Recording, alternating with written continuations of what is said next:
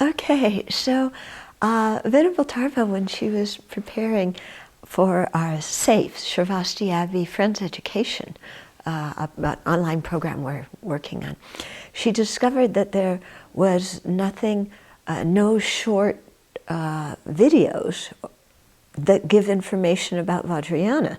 So she asked me to do that. So I'll try and do it in 25 words or more. But basically, Vajrayana is one of the vehicles in Buddhism. It is a branch of Mahayana, and this is something that is not very well understood. In the West, people often talk about, oh, there's three Buddhist traditions, Vipassana, Zen, and Vajrayana. And that's not correct. That's the Western version, but that's not, if you say that to anybody in Asia, they're not going to understand. First of all, Vipassana is a meditation technique that is found in every Buddhist tradition.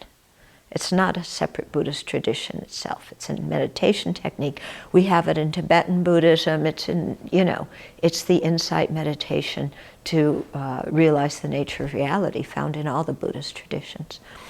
Then also Zen, or Chan in Chinese, is one Mahayana tradition, but there's many, many Mahayana traditions. So we can't divide the Buddhist world into, Vipassana, Zen, and then Vajrayana. Or sometimes people do Vipassana, Zen, and Tibetan Buddhism as if Tibetan Buddhism were equal to Vajrayana, and that's also not correct. Okay, so His Holiness usually speaks about it as we have the fundamental vehicle, which he calls the Pali tradition, and the Sanskrit tradition, which is more or less comparable to the Mahayana, although not all the Mahayana scriptures were written in Sanskrit. Of course, the Theravada scriptures weren't all written in Pali either. They were translated from Sinhalese into Pali. But, we'll forget the details for right now. Anyway, okay, within Mahayana, you have several traditions. You have Zen, there's Huayan, there's Tentai, there's, many different traditions, and Vajrayana is one of those traditions. So to practice Vajrayana, you actually have to practice the fundamental vehicle first, in other words, the Theravada teachings, and you have to practice the general Mahayana and the Bodhisattva path first, and then you progress on to the Vajrayana teachings.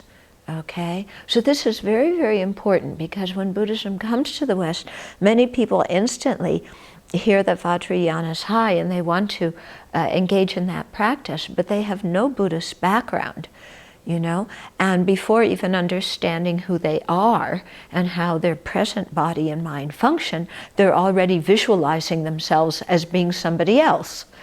And that doesn't make much sense.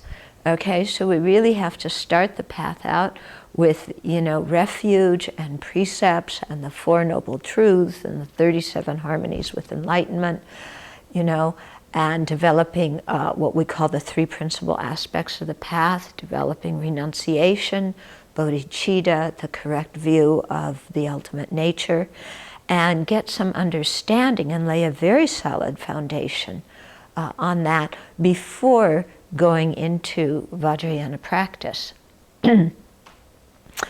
So there's many reasons for this, okay?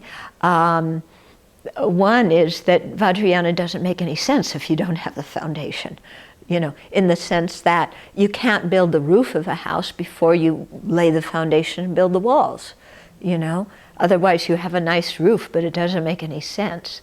So in the same way, it's really important to get a good solid foundation before entering Vajrayana. His Holiness says you don't have to have full realizations of the three principal aspects of the path, because then we may never enter it, but we do have to have some solid foundation. And so he says people should be Buddhist for 5 years and should have kept the 5 lay precepts for that period of time before taking Vajrayana initiation.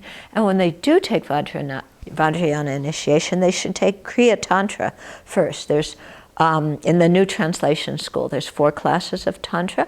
Kriya Tantra is the first class. It's the lowest class, lowest in the hierarchy, but it's already quite advanced, and those meditations are much easier, and those involve taking the Bodhisattva vows, but not the Tantric vows.